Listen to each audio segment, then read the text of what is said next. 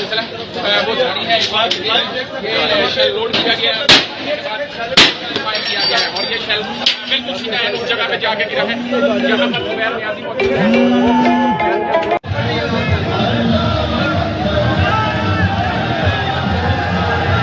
पीछे जब वाइट दे रखी जूम ना कर।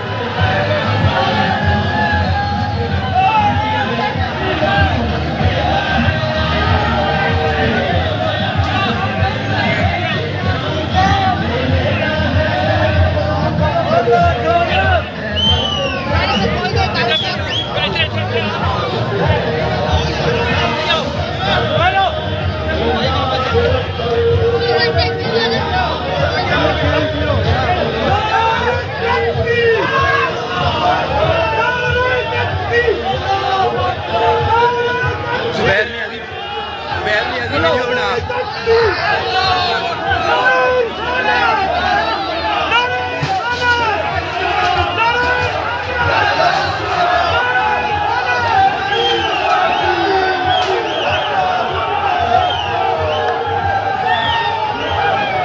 फोटो खींची जा यार, टकाटक खींची जा, टकाटक खींची जा।